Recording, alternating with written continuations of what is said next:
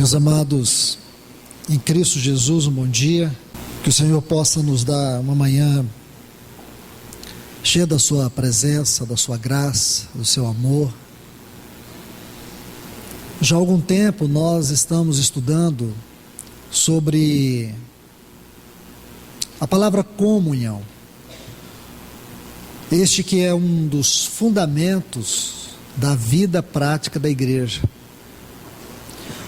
Se nós queremos entender a igreja de Atos, como aquela igreja viveu, como aquela igreja cresceu, amadureceu na sua fé, no seu testemunho, no seu conhecimento do Senhor, na pregação do Evangelho, é preciso que nós estudemos o versículo 42 de Atos 2, onde diz que eles perseveravam na doutrina dos apóstolos, na comunhão, no partir do pão e nas orações.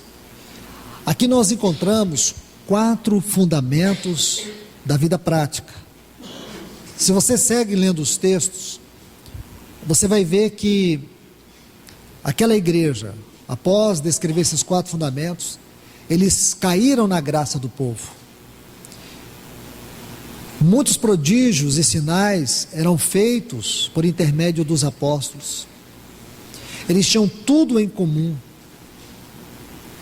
Eles cuidavam uns dos outros. E cada dia acrescentava o Senhor o número dos que iam sendo salvos. À medida que você lê esses textos, você vê que essa foi uma história que se repetiu em todo aquele livro. E por que não dizer que do versículo 42 até o 44, até o 47 de Atos 2, é uma descrição não do capítulo 2 de Atos, mas de toda a história da igreja em Atos. Foi justamente isto que ocorreu em todo aquele livro. Que testemunho lindo nós temos. Nós não podemos pensar numa igreja, irmãos, que seja menos do que isto. Com todas as dificuldades históricas que nós temos, com todas as limitações que nós vivemos, a nossa fé no Senhor Jesus e a nossa expectativa de igreja não pode ser menos do que isto. Com toda a dificuldade que nós enfrentamos, passamos, nós não podemos pensar numa igreja que seja menor do que esta. E me refiro à vida. Eu tenho dito repetidas vezes, nós vivemos a pior geração de cristão da história. Nunca uma geração tão medíocre, espiritualmente falando, constituiu a realidade, a vida da igreja como a geração do nosso tempo. Nunca tivemos uma geração tão analfabeta, biblicamente falando, como a dos nossos dias. Nunca convivemos, acho que a história da igreja não descreve uma geração com uma fé tão dissimulada como a nossa. Estamos estudando aqui, talvez seja novidade para muitos, mas todas as quintas-feiras nós estamos estudando sobre o julgamento da grande meretriz. De maneira particular, eu posso dizer que este tem sido para mim um dos assuntos mais importantes desses dias.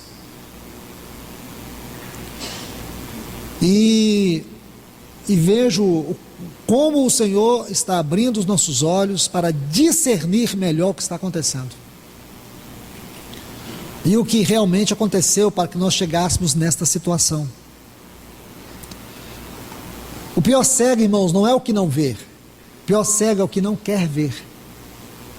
É aquele que insiste em não querer ver. A pessoa mais miserável e pobre não é aquela que não tem nada. É aquela que não tem prazer em nada.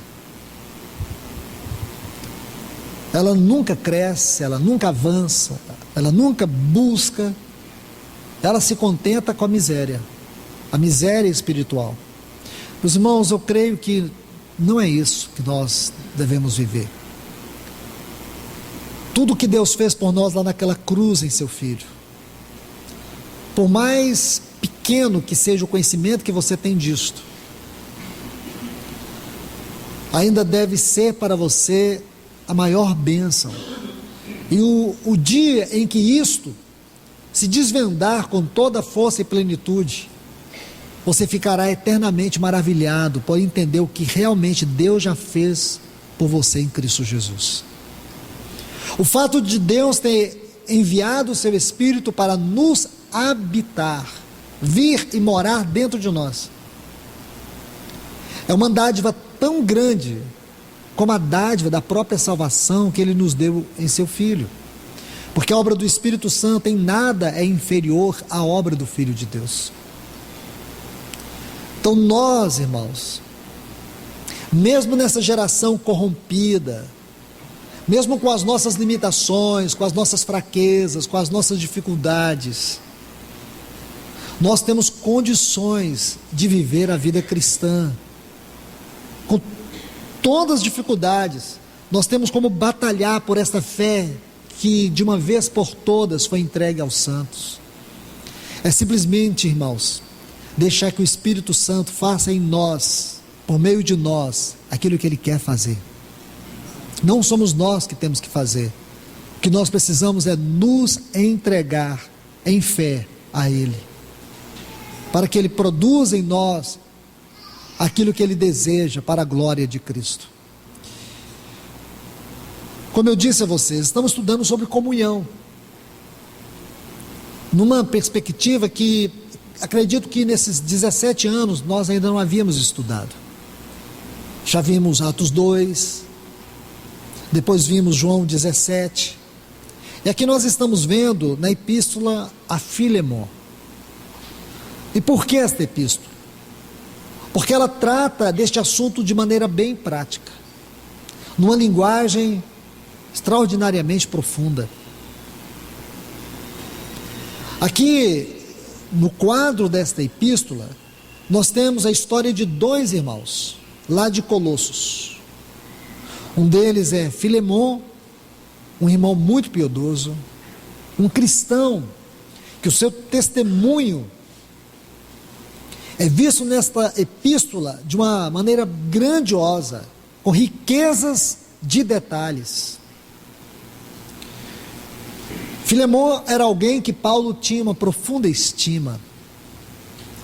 E do outro lado, Onésimo, um escravo, um empregado. A palavra correta é escravo mesmo.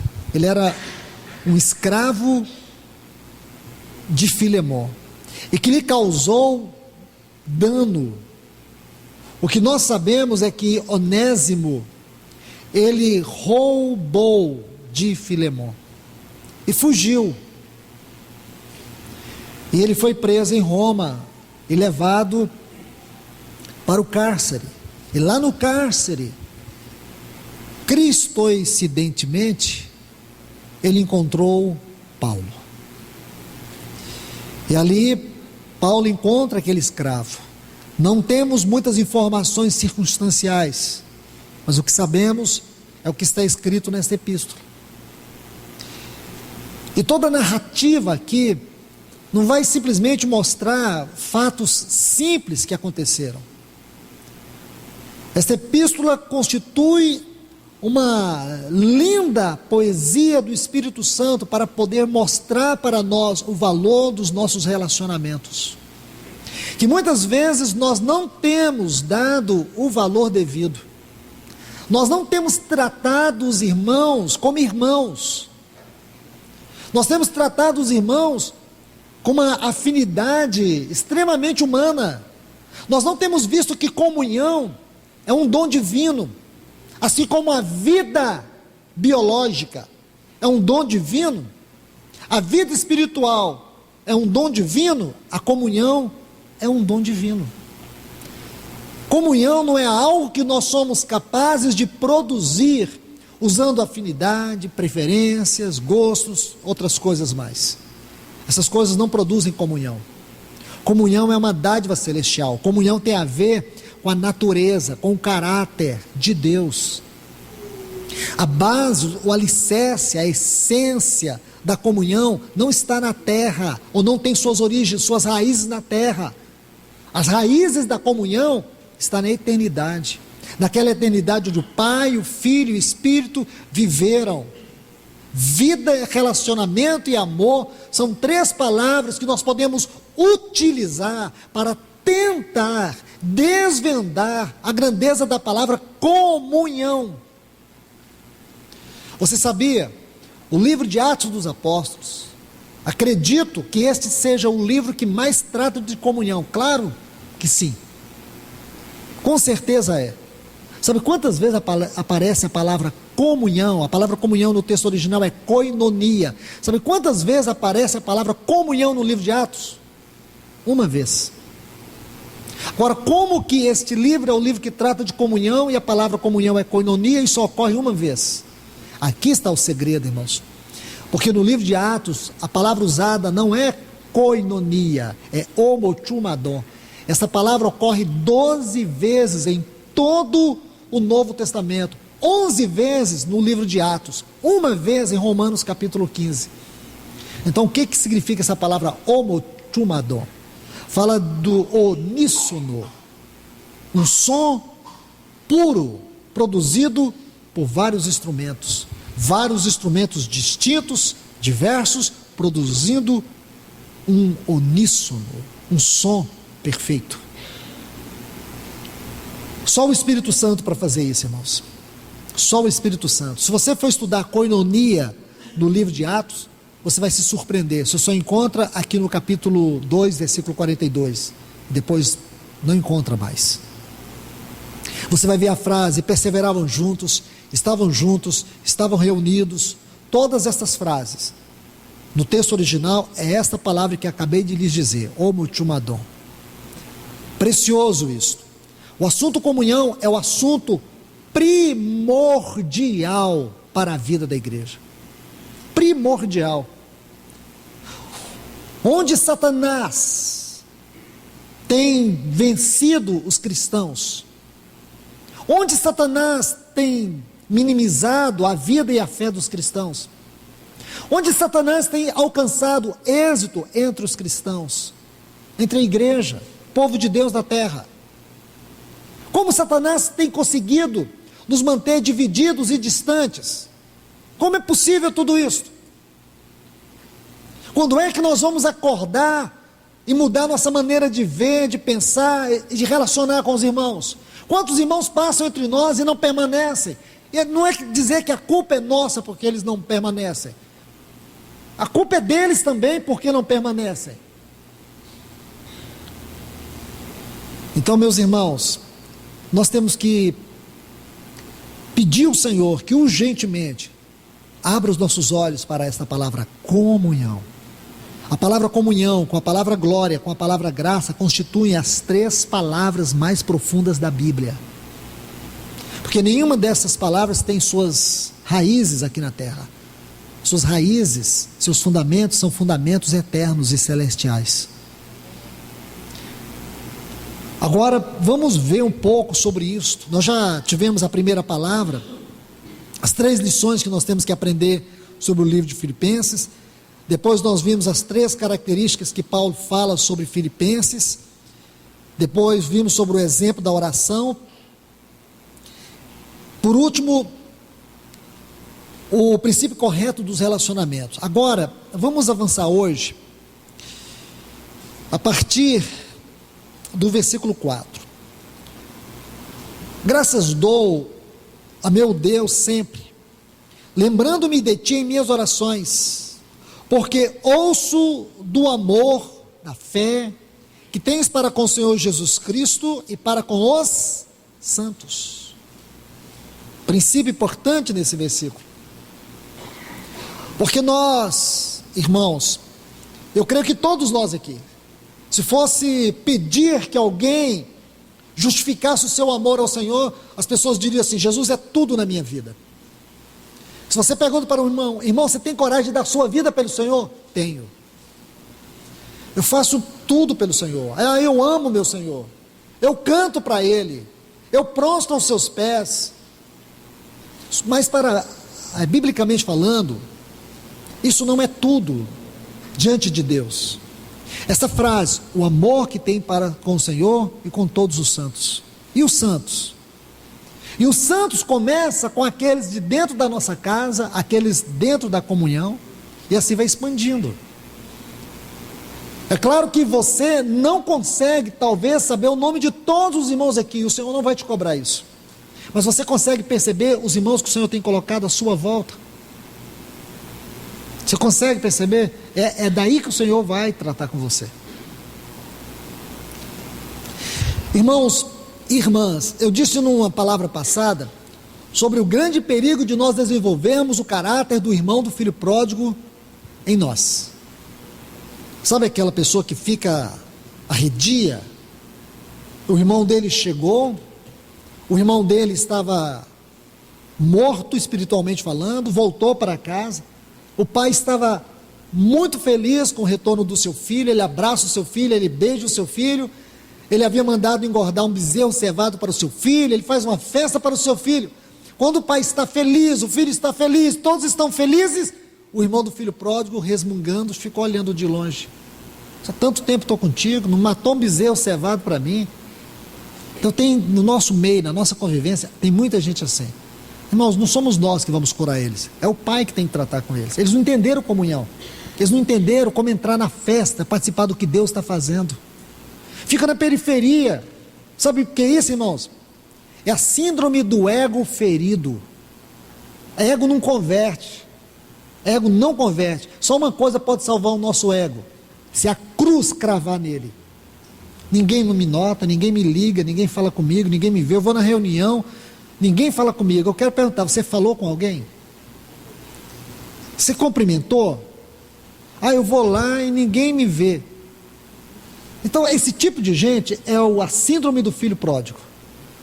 Não tem jeito, irmãos, vão ficar sempre resmungando. Eles não conhecem a casa do pai. O pai diz: meu filho, tudo que é meu é teu. Eles não sabem o que tem, eles não sabem nem que é filho, nem sabem o que tem, não desfruta do que tem, e fica resmungando. Esse tipo de pessoas desenvolve mais o caráter de ficar resmungando do que adorando. Não tem um coração grato. Não seja assim, meu irmão, minha irmã. Hora e outra a gente ouve isso, esse zum, zum, zum. Alguém dizendo assim: a palavra ali entre nós é muito rica, mas comunhão mesmo. Eu fico profundamente ofendido com isso. Imagina o Senhor. Então quer dizer, por que as pessoas questionam comunhão? Porque elas não sabem o que é comunhão e nem sabem quem elas estão ofendendo. Porque quando alguém toca na comunhão, está ofendendo a obra do Senhor Jesus entre nós. Irmãos, o limite para a blasfêmia numa situação dessa aí é uma linha tênue. Então não toque, porque você pode estar tocando na obra do Espírito Santo. Ofender o Espírito Santo na sua obra é um passo para a blasfêmia. Tem muita gente que não vem à reunião de oração, nunca veio. A palavra é ministrada toda quinta, geralmente não vem, esporadicamente vem numa reunião, numa reunião e outra, ou quando tem eventos. Aí depois diz que ninguém visitou. Irmãos, nós temos que participar do que o Senhor está fazendo, que Ele está falando, da sua palavra contínua. Nós não podemos ficar na periferia como irmão do filho pródigo. E outra coisa que está matando muitos cristãos no nosso tempo, sobre a questão prática da comunhão. Eles dizem assim: mas eu não sinto minha consciência me cobrar. Usa um texto assim, muito mal interpretado: se o teu coração não te condena, maior é Deus. Olha aí, irmãos, o que é o texto usado fora do contexto? Veja que pretexto vira. Se o meu coração não me condena, mas só que Jeremias 17 diz que enganoso é o coração do homem, quem o conhecerá? Como é que você vai confiar no seu coração e na sua consciência? Paulo diz assim, ele fala para Timóteo sobre a boa consciência. Então existe um problema entre consciência e boa consciência. Há uma diferença. Por que e muitos não sentem problema na consciência, quando não dão valor na reunião da igreja, não dão valor na reunião da palavra, não dão valor na reunião de oração, ficam acomodados dentro de casa e não sentem a consciência, não sentem o Espírito Santo falando na consciência. O problema é justamente esse: não sentem o Espírito Santo falando. Quem está falando não é o Espírito Santo. Quem está cimentando, pegando a sua consciência e petrificando ela, não é o Espírito Santo.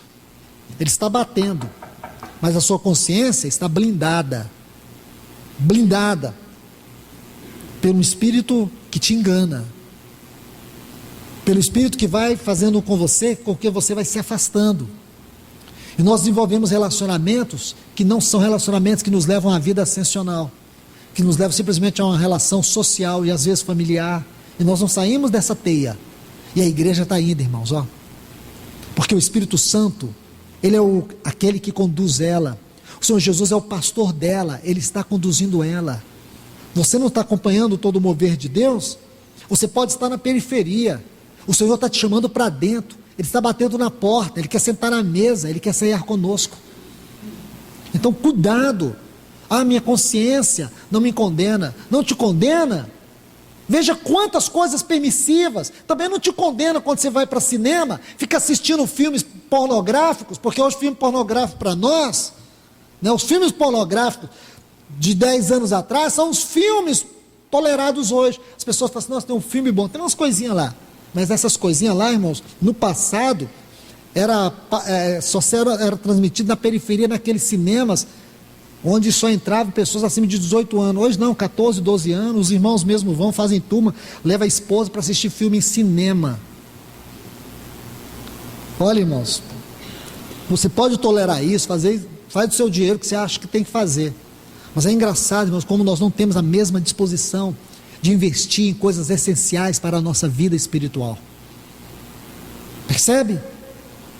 Nós não temos a mesma disposição.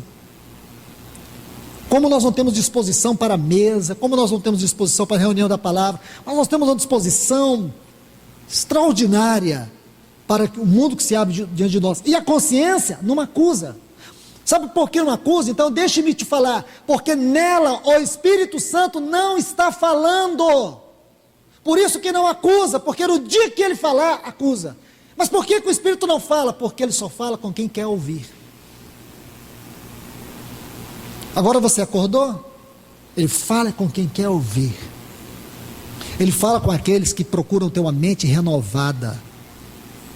Então, irmãos, cuidado com o seu coração, cuidado com o que você chama de consciência. Porque lá na sua consciência, no seu espírito, tem uma outra faculdade, chama intuição. É lá que se desenvolve a voz do Espírito e o discernimento do Espírito. Se no seu espírito, porque, veja, comunhão, consciência, intuição, são as faculdades do Espírito. Se a intuição não é a voz de Deus, se na intuição você não está tendo discernimento do Espírito, então sua consciência, vou falar para você, ela está à beira do abismo. Toda consciência, onde a intuição não funciona, porque ali está a voz de Deus, ali está o discernimento do Espírito. Aí as pessoas dizem assim: eu não me sinto condenado. Está indo para o inferno e não se sente condenado. Não deve se sentir mesmo, não. Mente cauterizada e uma intuição inativa, não sente nada mesmo. Que tragédia, irmãos. Essa é a igreja dos nossos dias. A igreja com a consciência cauterizada e com a intuição inativa. Peça ao Senhor nesta manhã: faça uma obra na minha consciência. Paulo, quando tratou isso em Romanos 12, ele não poupou palavras não. Ele foi dar um grito, ele diz: rogo-vos, pois, irmãos, rogo-vos. Começa por aí. Vamos lá, meus irmãos e irmãs, ao assunto de hoje. Vamos estudar sobre o amor de Filemão. Vamos seguir a nossa leitura. Versículo 7. Tivemos grande gozo e consolação em teu amor, porque por meio de ti, ó irmão, foram confortados os corações dos santos. Agora versículo 8. Pois ainda que eu tenha plena liberdade em Cristo para mandar o que te convém, todavia peço antes, por amor, sendo como sou, Paulo, já velho, e também agora, prisioneiro de Jesus Cristo. Vamos tomar esses textos aqui para estudarmos o amor de Filemão. Por que que Paulo usa tantas palavras, tantas frases, para poder tratar um assunto tão delicado? Por que que ele não foi direto e tratou o assunto direto? Ele não fez isso, você percebe? Veja aqui, ele diz assim, versículo 5, estando eu ciente do teu amor. Versículo 7, pois irmão, tive grande alegria e conforto no teu amor. Versículo 9, prefiro todavia solicitar em nome do amor. São os 3 textos onde ocorre a palavra amor, nesta epístola, nesta carta a Filemon. A palavra amor aqui é a palavra ágape. Essa palavra é muito importante, irmãos. Esta é a palavra suprema no que concerne ao amor. Esta palavra é a palavra que define para nós o caráter essencial de Deus. Deus é amor. Se você quer entender o amor na dimensão mais elevada, a palavra é ágape.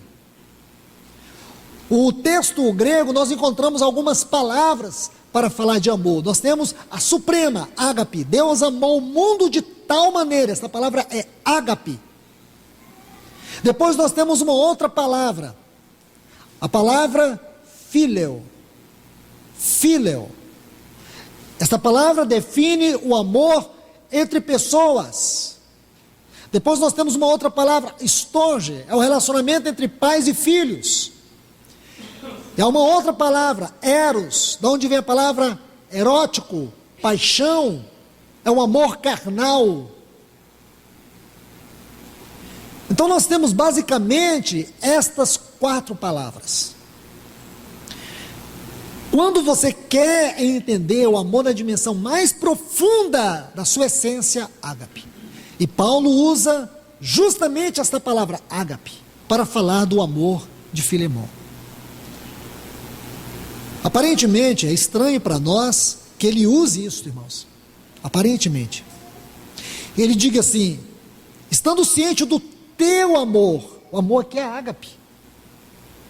Então, se você é uma pessoa bem radical na maneira de interpretar a Bíblia, não dá evasão à revelação, se você chega a essa conclusão, você vai ficar assustado. Por que que Paulo usou esta palavra aqui?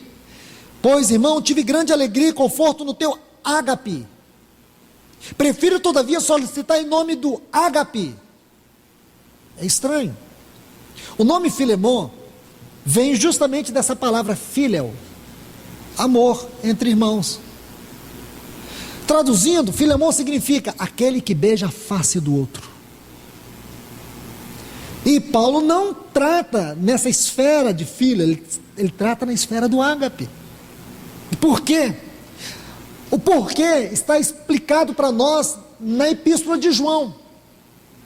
Se você estudar a Epístola de João, você vai ver a grande ênfase que João dá nesta palavra, ágape. Porque esse é o amor que Paulo diz em Romanos 5, e o versículo 8, que o amor de Deus foi derramado no nosso coração. Porque o desejo de Deus, irmãos, é que a sua natureza forme a nossa natureza. O desejo de Deus é que nós venhamos viver a nossa vida pela sua vida. Este é o grande desafio, esta é a nossa grande luta.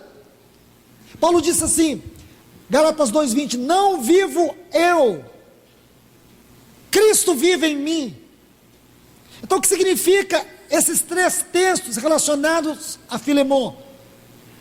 É que Paulo está reivindicando dele essa posição. É claro, irmãos, que o amor filial é fundamental nos nossos relacionamentos, mas esse amor não é um amor que ele brota sozinho. Esse amor tem uma raiz. Esse amor, ele é derivado deste amor ágape. Você entende? Quando você chega a viver este amor filial, esse amor filemon, quando você é capaz de beijar a face do seu irmão, esse não é um amor que existe em nós por si mesmo. Ele não é um amor que ele nasceu de si mesmo. Este amor em nós, ele tem uma raiz. E a raiz deste amor é a vida de Deus, é a essência de Deus. porque só na essência de Deus nós podemos amar os irmãos de maneira verdadeira. Vamos ver isto, vamos observar algo interessante, por favor. Olhe comigo, 2 Coríntios, capítulo 5 e o versículo 14. Ele diz assim: pois o amor de Cristo nos constrange, julgando nós isto, um morreu por todos, logo todos morreram. Vamos analisar apenas a primeira parte desse texto, porque o amor de Cristo nos constrange. Está vendo essa palavra aí, constrange?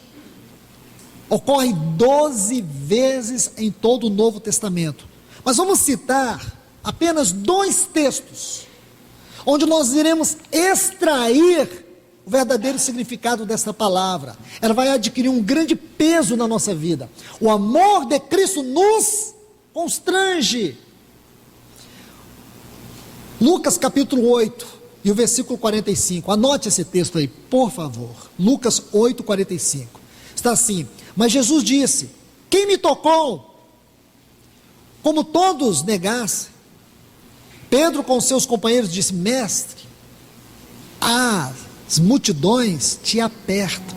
Esta palavra apertam aqui, irmãos, se você abriu aí, então sublinha essa palavra, coloca aí 2 Coríntios 5,14, ou então lá em 2 Coríntios 5,14, se você está aberto aí, coloca esse texto, Lucas 8,45, apertam.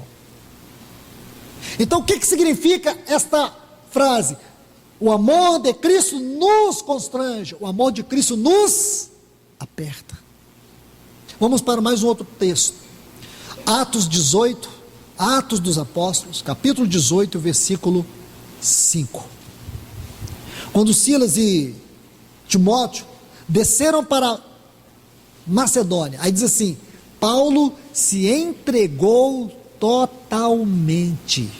Esta frase, se entregou totalmente. Atos dos Apóstolos, capítulo 18 e o versículo 5. Diz que ele se entregou totalmente à palavra. Mas aqui pegue apenas essa frase, se entregou totalmente. O que significa essa palavra constrange? De 2 Coríntios 5, de 2 Coríntios 5,14, apertar, se entregar totalmente. Meus irmãos, então agora nós temos condições suficientes, doutrinariamente, para poder entender por que Paulo, quando se refere a Filemon, ele não usa o amor fíleo, ele usa o amor ágape. E esse amor não é o amor de Filemon, esse é o amor que está em Filemon. Então Filemon, ele foi aquele que o amor de Deus o alcançou. Irmãos, vamos entender isso de maneira objetiva e de maneira subjetiva. Em primeiro lugar, o amor de Cristo nos alcançou. Nós somos frutos deste amor. Esse é o primeiro aspecto, é o objetivo. Agora o aspecto subjetivo é o quanto deste amor vive e se expressa na minha vida. Agora aqui que vem o filho. Então, em primeiro lugar, Deus te amou de tal maneira que Ele deu seu Filho unigênito, e você creu, e não vai perecer, porque você ganhou a vida eterna. Foi este amor que desceu, e foi aonde você estava, não foi você que o aceitou, foi Ele que te alcançou.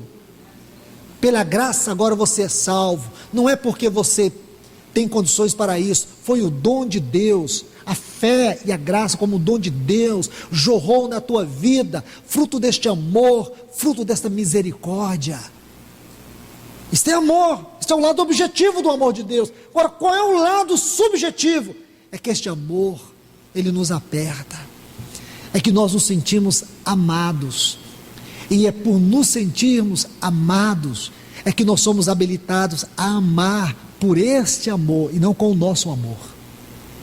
Porque o nosso amor carnal tem que receber uma coisa em troca, tem que receber um bom dia, um sorriso, tem que alguém gostar do que eu gosto, as pessoas não podem me magoar, As pessoas não podem me entristecer, porque se elas me magoarem, se elas me entristecer, meu amor acaba. Isso não é o amor de Deus.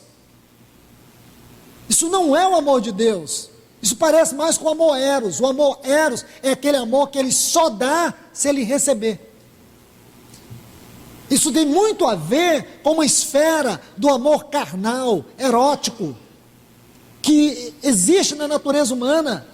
O amor de Deus não, é aquele amor que ama quando não é amado. É um amor que se entrega sem medida, totalmente. O prazer deste amor não está em receber amor, o prazer deste amor está em amar. Sabe o que Paulo está dizendo para Filemon? Que esse deve ser o seu prazer. Por isso que ele nunca usa a palavra filial aqui, para Filemon. Do teu amor, do teu ágape, você tem que amar quem é difícil de amar. Porque o amor ágape, ele tem uma referência, uma conotação aos inimigos. Você nunca vai encontrar uma palavra para explicar o amor no relacionamento com o inimigo. Só existe um amor que está relacionado com os inimigos. Ágape é amar quem não merece ser amado, é amar quem não é capaz de te amar. Este é o amor de Deus, amar quem não tinha capacidade de amar. Não fomos nós que o amamos primeiro, Ele nos amou primeiro. Agora você consegue entender? Então, estando ciente do teu amor, versículo 5, pois, irmão, tive grande alegria e conforto no teu amor, prefiro todavia solicitar em nome do amor. Então, para nós entendermos a linguagem de Paulo aqui, nós temos que observar 3 pontos. Primeiro, esta carta trata da reconciliação de 2 irmãos. Segundo, nesta carta nós temos um irmão ferido, Filemon. Ele foi magoado, desrespeitado. Ele foi ferido, defraudado. E em terceiro, um irmão que feriu, Onésimo. Ele roubou, ele mentiu, ele fugiu, ele abandonou o seu Senhor.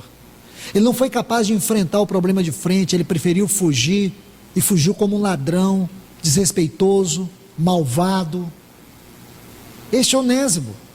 Então agora, quando você tem, irmãos, essa visão aqui, desses 3 pontos, a luz do Senhor começa a sair deste livro sobre o seu coração. Olha que lindo. Por quê? O que significa Filemon? Já disse, aquele que beija a face do outro. Filemon era alguém amável, era alguém amado, mas também amável. Este é Filemon. Curioso, porque a raiz que forma o nome Filemon é Phileo, o amor entre os irmãos.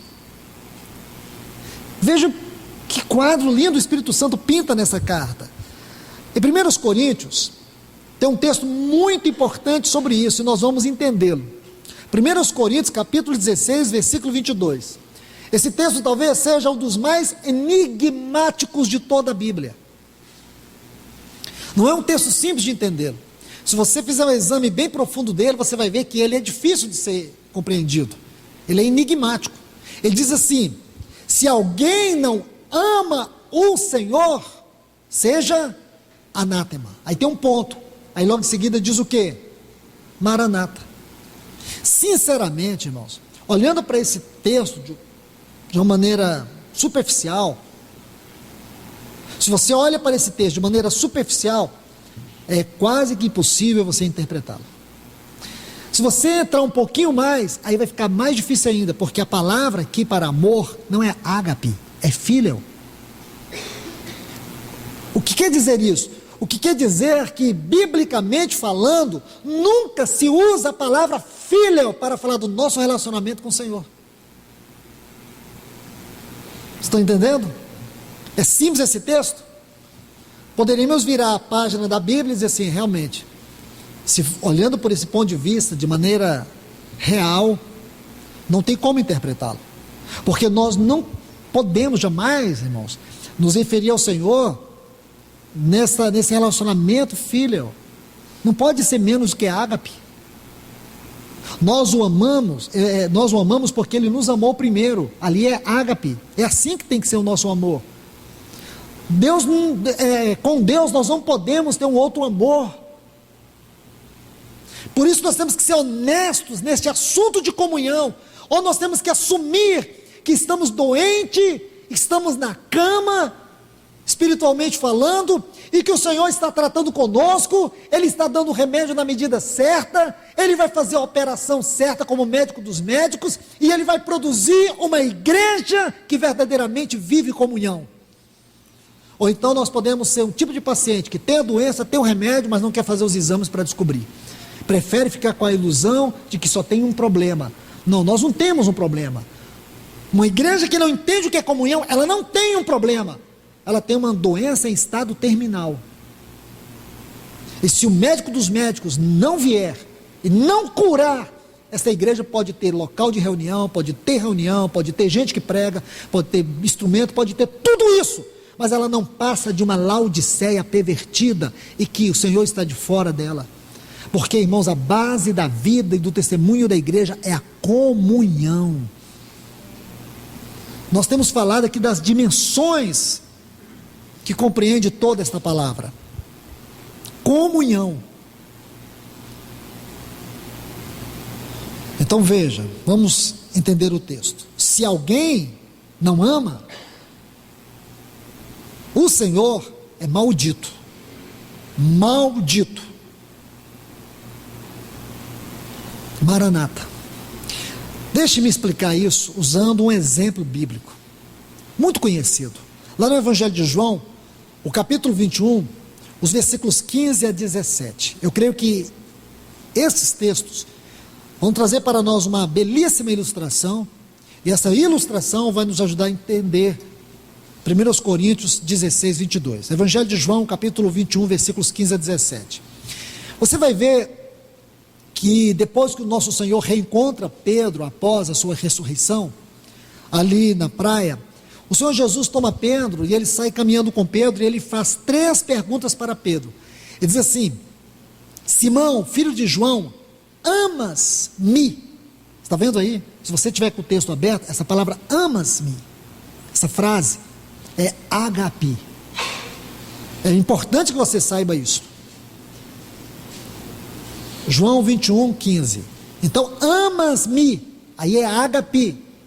Aí o que Pedro responde? Ele diz: amas-me mais do que estes outros. O que Pedro responde? Ele disse: sim, Senhor, tu sabes que eu te amo. Mas quando Pedro diz eu te amo, ele não diz agape, ele diz filho. Eu creio que se você entender esse texto dessa forma hoje, isso vai mudar toda a sua visão dele. Ele diz assim: eu tenho por ti filho. Aí o que Jesus disse para ele? Apacenta minhas ovelhas. Então nós temos aqui o Senhor, temos os outros discípulos, temos as ovelhas. Aí o Senhor pergunta pela segunda vez: Pedro, amas-me mais do que esses outros? Ele respondeu: sim, Senhor, tu sabes que te amo. Aí disse Jesus: pastoreia minhas ovelhas. Aí pela terceira vez Jesus lhe perguntou: Simão, filho de João, tu me amas? Aqui nessa terceira vez o Senhor muda a palavra, porque nas 2 vezes, quando o Senhor diz assim, tu me amas, ele pergunta a ágape, e Pedro responde 2 vezes, filho. Agora na terceira vez o Senhor diz assim: Pedro, você tem filho por mim? Ele não pergunta a ágape. Aí a Bíblia diz que Pedro ficou triste do Senhor ter perguntado pela terceira vez. Aí ele diz assim: Senhor, tu sabes todas as coisas, eu tenho filho por ti. Aí o que ele diz? Apacenta minhas ovelhas. A maneira de nós vermos isso aqui às vezes é muito negativa, ou às vezes confusa, mas agora fica muito claro. O Senhor não está reprovando Pedro não, irmãos. O Senhor está colocando Pedro no lugar certo.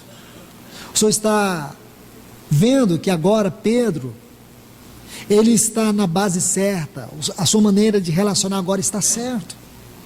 Esse era o grande problema de Pedro. O grande problema de Pedro não é que ele não conseguiu amar o Senhor como o Senhor sempre o amou. O problema é que Pedro não amava nem os irmãos.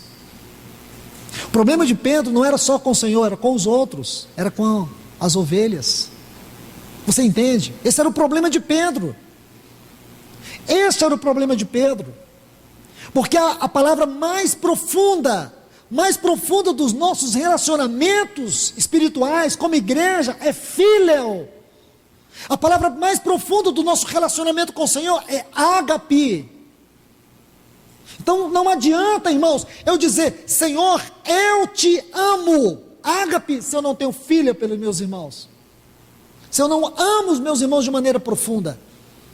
E aqui Pedro, de maneira muito sincera, o Senhor diz assim, você me ama? Você tem ágape por mim? Ele olha e disse, não, Senhor, eu tenho filho, esse era o seu amor. E isso é muito importante, irmãos, porque se você observar aqui, justamente o que o Senhor coloca, através de Paulo, em 1 Coríntios capítulo 16, se alguém não ama o Senhor, olhe bem, volte para isso, se alguém não ama o Senhor, é maldito. Maranata, vamos ver por partes, aonde se concentra a nossa mais profunda expressão de amor, no sentido prático, no sentido visível ao Senhor, é quando você levanta os olhos para cima e diz, Senhor, eu te amo? Não. Aonde o Senhor quer ser amado? Aonde o Senhor quer ser honrado? Nos nossos relacionamentos. Aonde o Senhor quer sentir que nós o amamos, é quando nós somos capazes de amar os irmãos.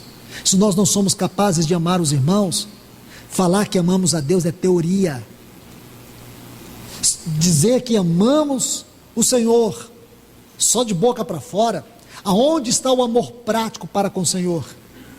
Nos irmãos que congregam com você, naqueles que moram dentro da sua casa, esposa, filhos, esposo, é aqui que está o amor, e quem não ama, é um maldito, está debaixo de maldição.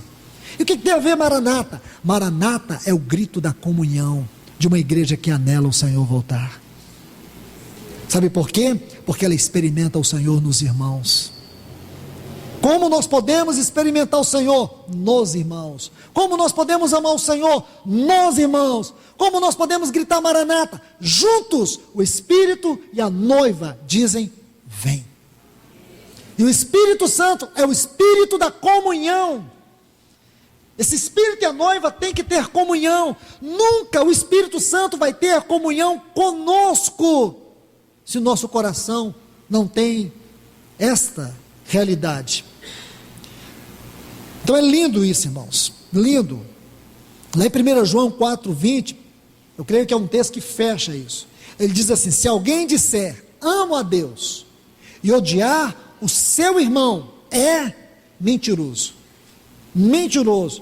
Lá em 1 Coríntios 16 é maldito, aqui é mentiroso. A Bíblia não poupa a palavra para poder condenar a hipocrisia e a dissimulação dos nossos relacionamentos. É mentiroso, pois aquele que não ama a seu irmão, a quem vê, não pode amar a Deus, a quem não vê. Tem argumento contra um texto desse? Não tem nenhum. Se você tem dificuldade com o seu irmão, imagina a dificuldade que você tem com Deus. Agora com Deus é fácil, porque eu pego uma viola, pego um instrumento, canto uma música linda para Ele, canto o meu amor para Ele, como se aquilo ali fosse verdade. Isso não é verdade, isso é dissimulação. Dissimulação. Irmãos, ouça o que o Espírito diz a você nesta manhã. Não caia na teia da dissimulação. Se você tem dificuldade no relacionamento na igreja, no relacionamento no seu casamento, de amar, de se entregar totalmente, de apertar no seu braço, no seu peito, o seu irmão, e aqui eu me refiro sempre, começa dentro da nossa casa, de cuidado, mutualidade, perdão, companheirismo, isso estende para a vida da igreja, compreensão, edificar nossa casa de frente da casa do irmão, não tocar na vida do irmão, não maldizê-lo, guardar ele no seu coração como o Senhor nos guarda, nos entregar totalmente ao irmão, porque quem não faz isso, diz a Bíblia, maldito. E o pior, que esse tipo de pessoa não está esperando a volta do Senhor. A igreja que espera a volta do Senhor, ela tem uma forte característica, o amor entre os irmãos. E a grande expressão do nosso amor para com o Senhor, não está na medida que cantamos para Ele, mas na medida que nós amamos uns aos outros. O Senhor se sente amado quando você consegue amar os irmãos.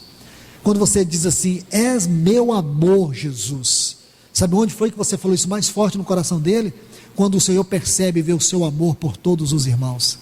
Não aquele amor seletivo, eu gosto desse porque eles gostam do que eu gosto, mas aquele irmão ali é bem difícil. Não, irmãos, nós precisamos ter um amor verdadeiro. E você vai ver que isso vai colocar pessoas difíceis, pessoas que vão te ferir profundamente, e você vai ter que amar, porque o Senhor Deus, Ele nos ama da mesma forma, na mesma medida que Ele ama o seu Filho. Isso estará em João capítulo 17. Vamos terminar aqui vendo algumas lições sobre a vida de Pedro, e aqui creio que vamos terminar. Vamos ver dois exemplos sobre Pedro. O primeiro está aqui no capítulo 1 da sua primeira epístola. Ele diz assim: tendo purificado a vossa alma, 1 Pedro 1:22, pela vossa obediência à verdade. Olha o que Pedro diz: tendo em vista o amor fraternal, não fingido, amai-vos de coração uns aos outros ardentemente. Preste atenção nesse texto. Primeira lição que você vai ver aqui, que a purificação da nossa alma, a salvação da nossa alma tem vista aqui. Pedro vai no ponto mais alto disso, porque o ponto mais elevado da nossa salvação não é o perdão dos pecados. O perdão dos pecados é o primeiro degrau. O degrau mais elevado da salvação da nossa alma é o reino. O degrau mais elevado é o desfrute da comunhão eterna em Cristo Jesus. Aí ele diz assim: tendo purificado a vossa alma pela obediência à verdade, tendo em vista, irmãos, nós fomos salvos, porque o que Deus tinha em vista era o amor fraternal, porque o amor fraternal é a expressão prática do amor ágape. Olha o que ele diz: não fingido, não dissimulado, amai-vos. Aqui é ágape. Aqui em cima essa frase, amor fraternal, é a palavra Filadélfia, fileu, Filadélfia, está vendo aí? Filadélfia. Agora ágape, amai-vos de coração uns aos outros ardentemente. Irmãos, poderíamos ficar repetindo essa frase aqui o dia todo: amar de coração ardentemente. A Bíblia não poupa palavras, irmãos. Naquele tempo lá da igreja primitiva, para aqueles irmãos reunir, não é como hoje, não. Reunir custava a vida deles. Uma reunião como a que nós estamos tendo hoje aqui, no tempo de Pedro, significava que o exército romano entraria aqui e alguns de nós seriam presos e mortos, e essa reunião seria dispersa. Porém, aqueles irmãos tinham tanto prazer de reunir, eles preferiam morrer do que deixar de reunir. E hoje nós temos tanta oportunidade de reunir juntos como igreja, e buscamos todos os motivos para não reunir. Veja que Pedro vai nos mostrar aqui, tem uma segunda lição, que uma das consequências mais profundas da salvação é a comunhão. É a comunhão. É como se ele dissesse: olha, a experiência prática, subjetiva da salvação é a comunhão com os irmãos. É quando você é introduzido na vida da igreja. E o perdão dos pecados aconteceu quando você creu. Ali aconteceu e Deus apagou eternamente. Vou te dar um exemplo aqui em Atos 9 e o versículo 17. Lembra quando Saulo de Tarso aspirava destruir, varrer a igreja em Damasco? Ele vinha com um exército para isso, mas aquela luz brilhou no seu caminho, jogou-o pelo chão. Ele ouviu a voz do Senhor. Ele mesmo cego, ele teve uma visão celestial e ele viu o Senhor. E o Senhor o conduziu através dos seus soldados, para que ele fosse a Damasco. Ali agora ele chegou completamente diferente, cego, ele estava sentado em um lugar. Aí Deus falou com um irmão chamado Ananias. Sabe o que significa Ananias? Dado graciosamente pelo Senhor. Ananias ficou assustado com isso, ele foi ter com Paulo. Quando ele entrou e viu Paulo, o que ele disse? Alguém se lembra? Paulo, irmão. Paulo, irmão. Ele não era irmão, irmãos, ele era um assassino. Foi ele que ordenou a morte de Estevão. Ele era uma pessoa que aspirava ódio contra a igreja. Mas quando o Senhor falou para Ananias que ele era um vaso precioso, Ananias chegou, olhou para ele e disse assim: Saulo, irmão. Aquela palavra, irmãos, pesou no coração daquele homem, que estava cheio de ódio. Ele viu o amor, ele viu o cuidado. Você se lembra que ele voltou para Jerusalém? Quando ele voltou para Jerusalém, tentaram matar ele, os irmãos colocaram ele no cesto, desceram ele pelo muro. Ele confiou a vida dele à mão daqueles irmãos. Quantos daqueles irmãos em Jerusalém deviam ter tido suas casas? Muitos dos seus que foram presos. Muitos talvez ali tiveram pessoas mortas. Pela ordem de Paulo, estavam segurando o cesto para ele descer. Essa é a igreja, irmãos, onde não tem ódio, onde não tem rancor, onde nós não ficamos desenterrando defuntos do passado. As coisas velhas já passaram e tudo se fez novo. Saulo, irmão. É isso que você vai ver aqui. É uma lição preciosíssima. E o que é o irmão? Essa é outra pergunta. O que é o irmão? O irmão é um Ananias para nós.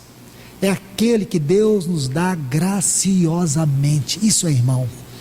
Você sabe o que é irmão na Bíblia? É alguém que Deus dá a você graciosamente.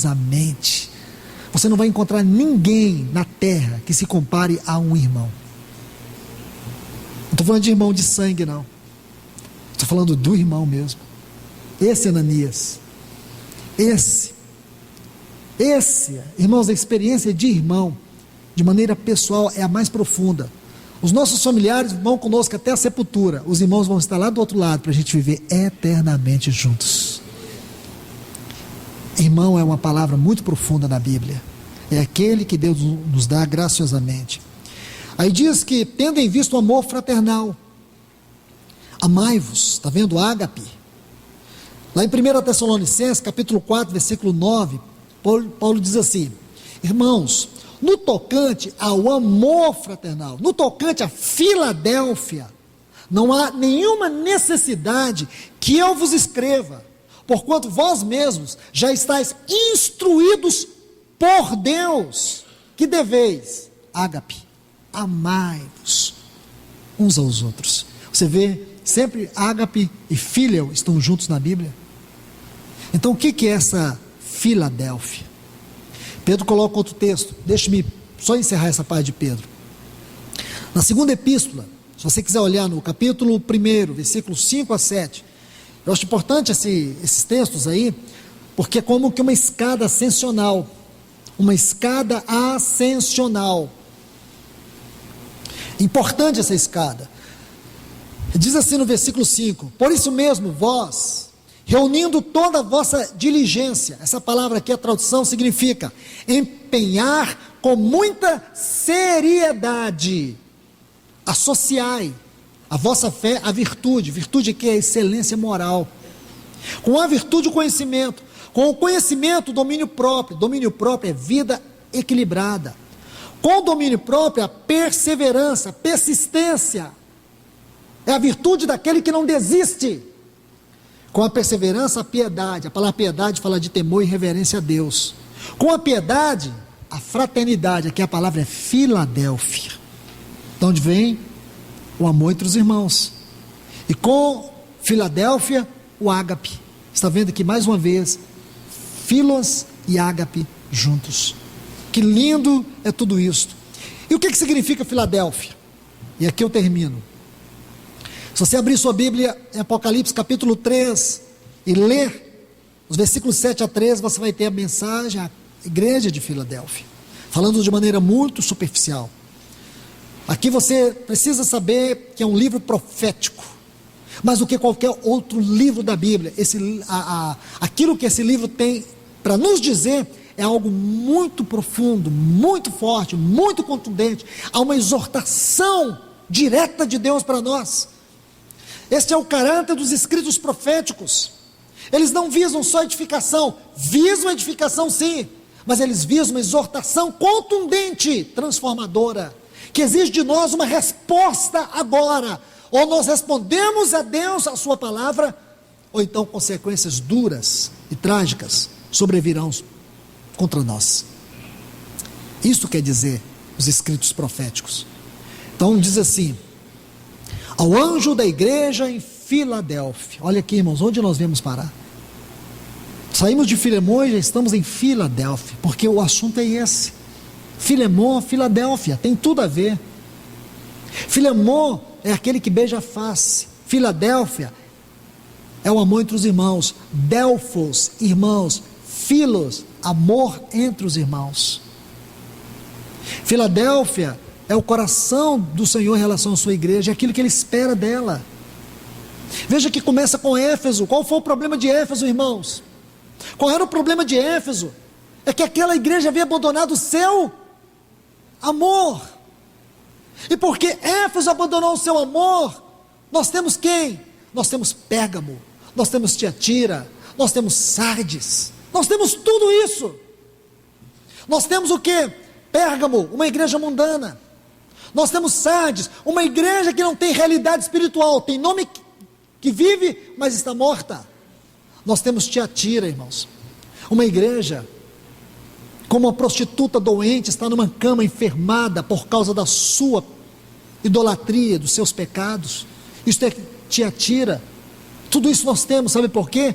Porque o amor foi perdido. Mas o Senhor reage. O Senhor não é aquele que abandona a sua vinha, não.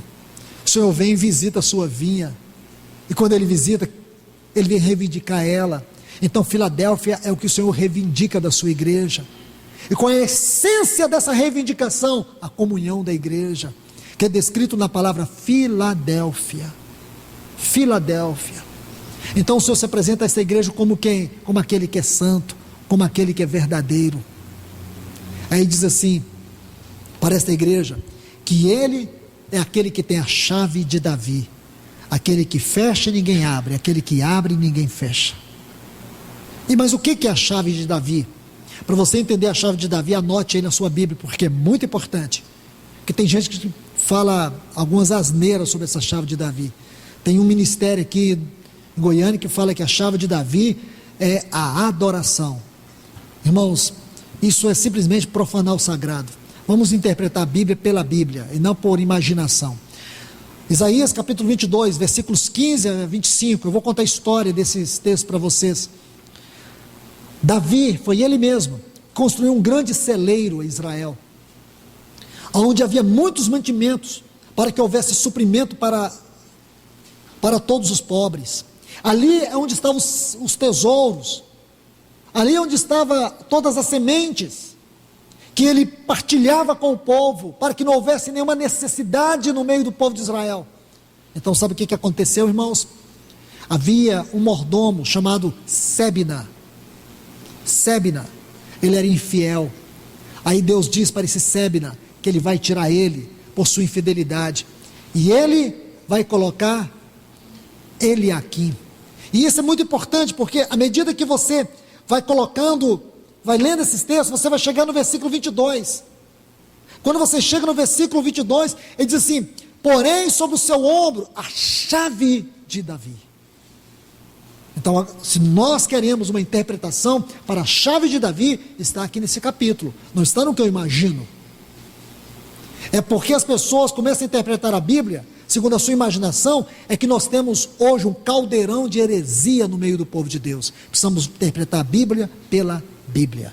Então o que significa isso, irmãos? Significa que em Filadélfia é onde as insondáveis riquezas de Cristo são dispensadas. Se nós conseguirmos tocar a esfera elevada da nossa comunhão, irmãos, não haverá necessitados entre nós. Nós vamos comer do Senhor, nós vamos comer o melhor do Senhor, não vamos experimentar a pobreza espiritual, a abundância do Senhor será partilhada no meio do seu povo. Não é o que Paulo diz? Compreender com todos os santos a altura, a largura, o comprimento. Está vendo aí, irmãos, todas essas medidas. E entender o amor de Cristo, que excede todo entendimento. Que Deus nos abençoe, irmãos.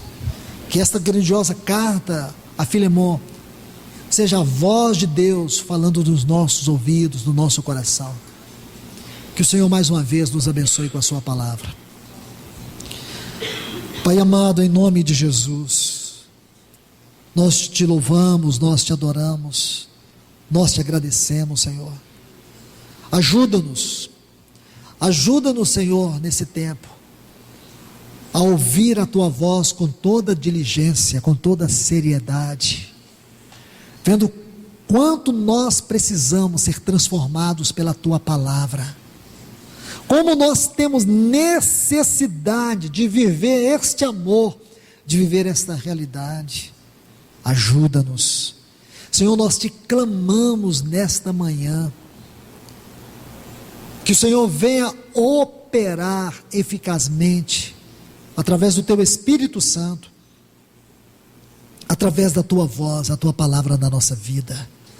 Senhor, o desejo do Senhor é ter essa Filadélfia aqui nesses dias. Oh Senhor, quebranta o nosso coração, dá-nos um coração como o coração de Ananias.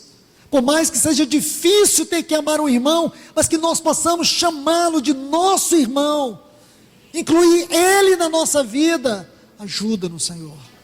Ajuda-nos nos nossos relacionamentos dentro da nossa casa, com o nosso cônjuge, com os nossos filhos. Ajuda-nos, Senhor, a ver a grandeza espiritual dessa realidade de comunhão, porque esta realidade é a nossa identidade como igreja.